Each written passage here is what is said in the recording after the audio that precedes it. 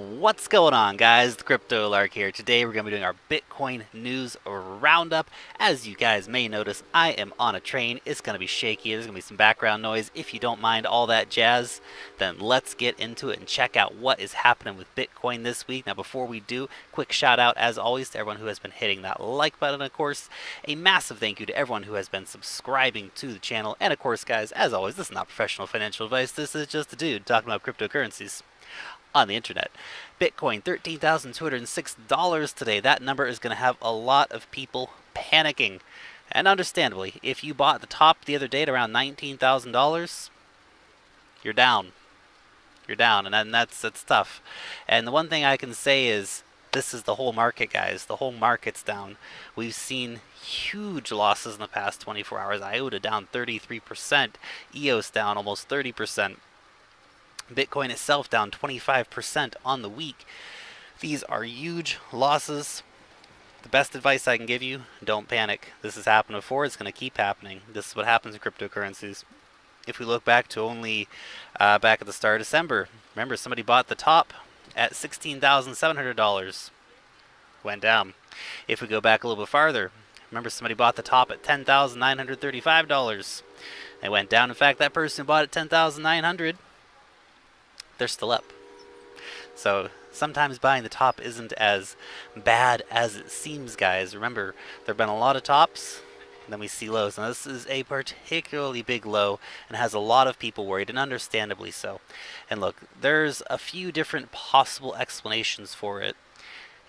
Is the futures market pushing it down? You can see the futures prices here. Got 13,615 for February, 13,675 for March. Certainly, that will have an influence, without a doubt, but I don't think that it's pushing it as much as a lot of people do think that it is being pushed by the futures markets. Nevertheless, it is a concern. Is it Christmas? Can we blame Santa Claus for the low price of Bitcoin? Well, maybe. It's certainly possible that North American and European investors might be spending their money on other things, but we do know that a large portion of the market demand comes out of Japan. Bitflyer, number 4, Japanese yen. Bithumb, number 5, Korean won. They don't do Christmas, guys. So while Christmas may explain a portion of that loss, certainly not everything. Certainly not everything. Another thing that we may consider is what's going on with Bitcoin Cash at the moment. Perhaps it is all these factors together. The one thing I can say is that this happens in cryptocurrencies. If you're new to the cryptocurrency party, we do this once in a while. Market goes down 20-30%. Sometimes in the blink of an eye. It will recover in the future. It is just a matter of patience. It is a matter of knowing why you invested in the first place. Why did you get into cryptocurrencies? Why did you buy Bitcoin? You bought Bitcoin at $19,000. Why did you do it? Because that was always going to go up? No, it does go down sometimes. Over time, it will continue to go up, but there are times when this happens too, so be ready for it, guys. This is what happens in the crypto game. Now, recently we did have a big difficulty increase in Bitcoin. Again, a massive jump from 590 all the way up to 873. So that is, of course, for Bitcoin mining difficulty. Now, the Bitcoin hash rate, so that is how many miners are actually mining Bitcoin, has had a considerable drop recently. You might think that's, well, it's gone with the price. Not necessarily. The thing is that that's more gone with the difficulty jump. The difficulty has gone up. The price has gone down a little bit. And so we've actually seen a move in hash rate from the Bitcoin hash rate to the Bitcoin Cash hash rate, as we see basically the opposite in the chart as more miners switched over to mining Bitcoin Cash. Now, what is the result of that? The transaction fees for Bitcoin averaging around $55 as the base transaction fee. Of course, that can be more depending on how many different pieces of Bitcoin you're trying to send at one time. That is ridiculous. That is absolutely ridiculous. We need to see upgrades to Bitcoin desperately. This is the thing. If I want to send somebody $50 worth of Bitcoin, it costs me $55 to do it. That is crazy. Obviously, we need the SegWit wallets to come. Obviously, we need the scaling solutions to come, because this can't continue. Although, to be fair, the miners aren't exactly incentivized to do anything about it now, are they? Because currently, at $55 a transaction, they're killing it. Not only do they get the block reward at 12.5 Bitcoin per block, but they also get to keep all of those transaction fees, which is massive. Now, if we look at Bitcoin Cash did see a fee spike. It got up to around 90 cents. Not too bad at all, to be honest, but it's back down to about 35 cents to send a Bitcoin Cash transaction, completely incomparable in scale.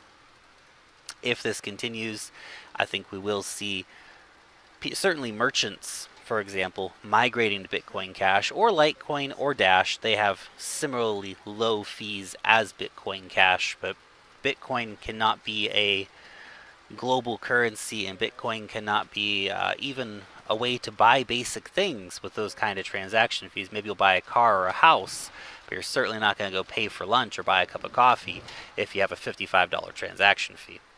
That's a problem. That's a problem, and I hope that Bitcoin will address those issues soon. A lot of it is actually coming down to people like Coinbase, people like Exodus. They haven't upgraded to SegWit wallet addresses yet. So that is a wallet address that starts with a 3, not with a 1. The current addresses all start with a 1. We need to see that happening. When that happens, transaction fees will come down significantly, but it hasn't happened yet. So we can thank those guys for, to an extent, for the high transaction fees. Okay, moving on to our first story of the day. Coinbase halts Bitcoin Cash transactions amid accusations of insider trading. This is a really big story, particularly if it turns out to be true that people inside were actually trading Bitcoin, doing insider trading of Bitcoin Cash. There was a big run on the markets a couple hours before Coinbase announced, so it's a real possibility that this is exactly what happened. Obviously, the CEO of Coinbase has come out and said, yes, we're going to do an investigation. Yes, we're going to fire anybody who was involved in insider trading. It's not Bitcoin Cash's fault. I'm not attacking Bitcoin Cash here, guys. This is just something that happened over at Coinbase, and is a big story if it does turn out to be true. Also, over on Coinbase the other day, there was a temporary disabling of trading in the Bitcoin marketplaces. That's pretty substantial as well. This was, of course, amid massive volume as people were panic selling. And this is exactly what was happening. We see this, so many weak hands come into the market. People panic sell as soon as these prices start going. Everybody goes, oh my God, I bought at 19,000. It's going down to 11,000. I have to get out now. All those people I heard on CNN, all those people I heard on CNBC, they were right. They were right. Bitcoin's one giant scam. I got to get out now. I'll only have 50% loss if I can. Oh my God. So this is what was happening. Nevertheless, it wasn't because of that. It was because of actually the volume was so high over on Coinbase that they had to shut down for about 15 minutes. Still pretty significant. Over in Europe, the French finance minister is going to be bringing up the Bitcoin topic at the G20 meeting. Now, that is worrying because you're going to have a lot of finance ministers sitting down together saying, hey, look, you guys know we've all been running that line recently that, yeah, Bitcoin's about money laundering, Bitcoin's about drug trafficking, Bitcoin's about terrorism. Let's ignore the fact that euros and dollars are the primary funding for money laundering, drug trafficking, and terrorism. But we can blame Bitcoin on it because it is an existential threat to our governments. So they will be discussing that at the meeting. That's worrying. Of course, better for them to stay out of it. Now, tax-free Bitcoin trading in America is to end under the new Republican tax bill.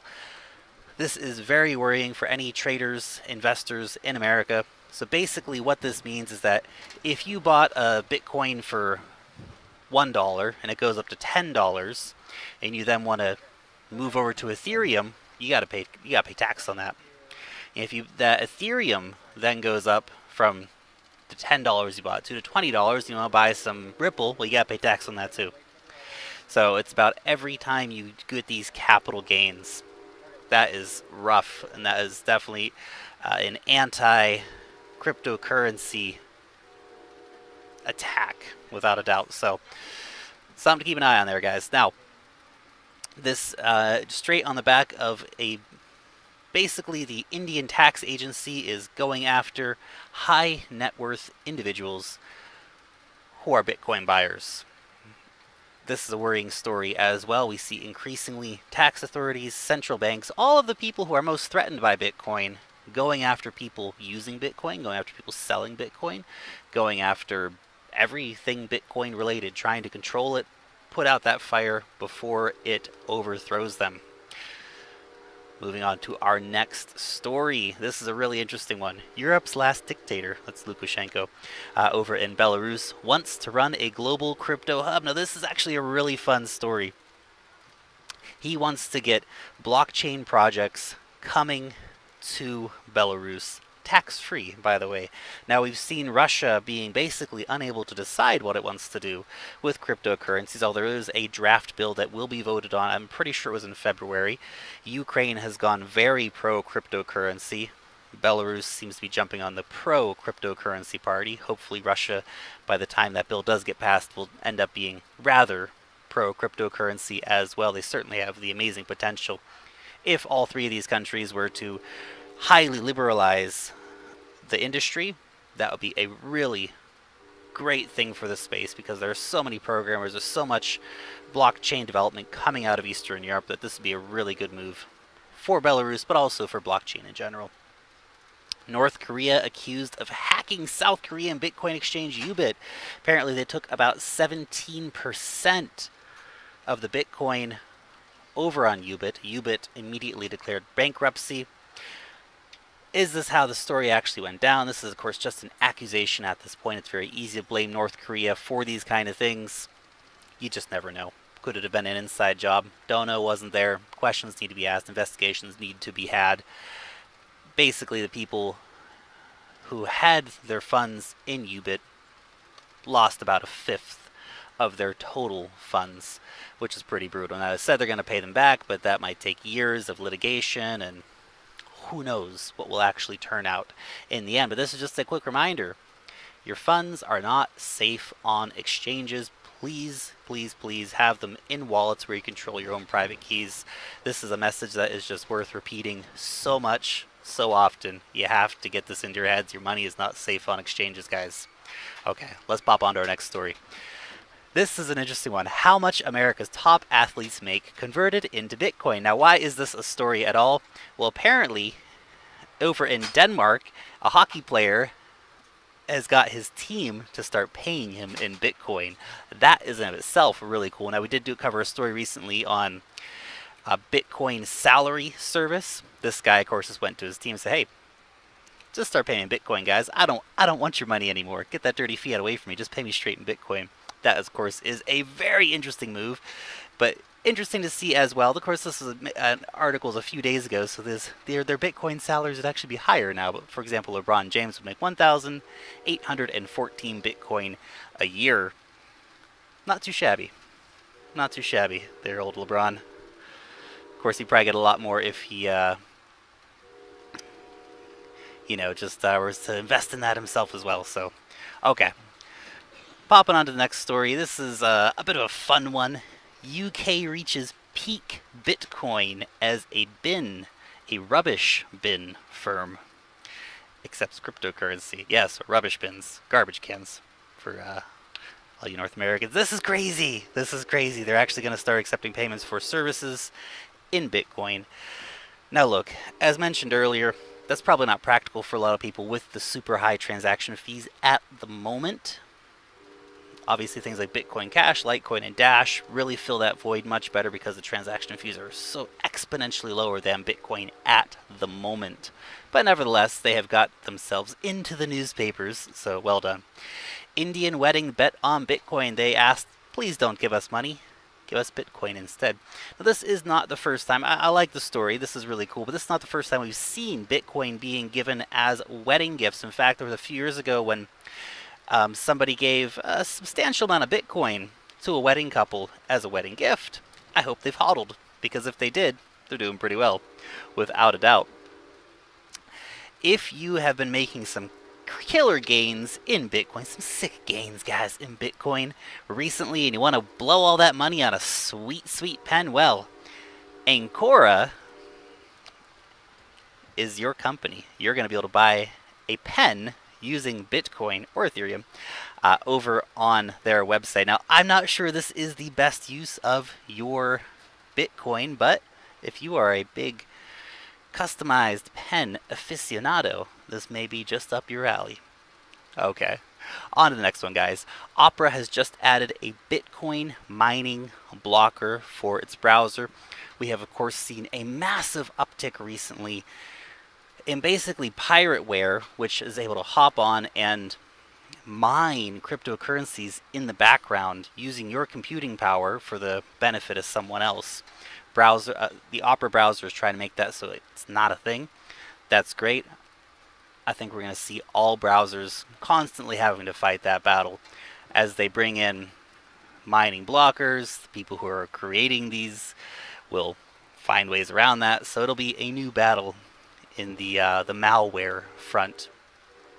GMO. Now, this is that Japanese company that is getting deep into crypto mining. They've got their facility up and running. 500 petahash. 500 petahash. That is a heck of a lot of Bitcoin mining power. There is 1,000 terahashes per petahash.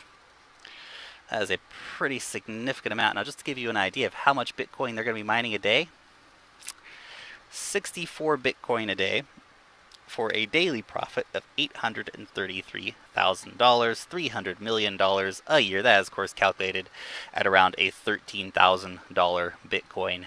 Wow, that is huge.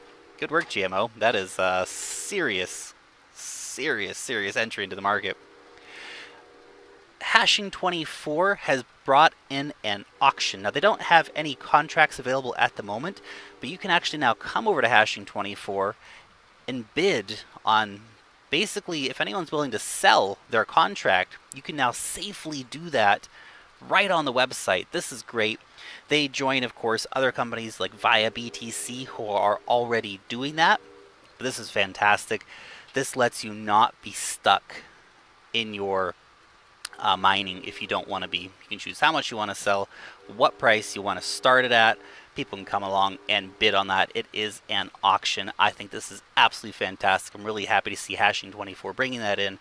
Hopefully we will see Genesis Mining and potentially even Hashflare incorporate that in the future. I think it's so important that if you do get into these cloud mining contracts, you're able to get out of them. You're able to sell a portion of them. Maybe you don't want to sell, maybe you have 50 terahashes. You don't want to sell 50 terahashes. Maybe you just need to sell 10.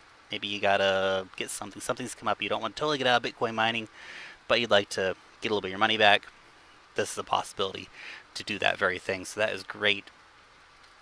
Final story here for the day. WikiLeaks now supports Bitcoin SegWit addresses. You go, WikiLeaks, keeping it classy. I love it. That's, of course, for donations if you want to make a donation to WikiLeaks. Now, that brings us to our weekly giveaway, where I randomly pick one winner that's going to get $50 worth of Bitcoin. That is Nate Forge. Congratulations, Nate. That is awesome. Thanks, Lark. Love your shows. You the man. You the man, Nate. Thank you for subscribing to the channel. Thank you for watching the videos, man. Super appreciate it. Now, if you want to be in to win next week, here's what you got to do. You have to put your Bitcoin SegWit address. Yes, your SegWit address, guys. If it is not a SegWit address, it is not in to win. So please pay attention to that.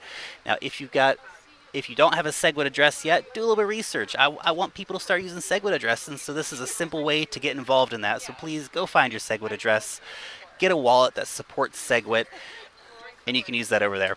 Okay, guys, that is all from the Crypto Lark. Long live the blockchain, and peace out till next time.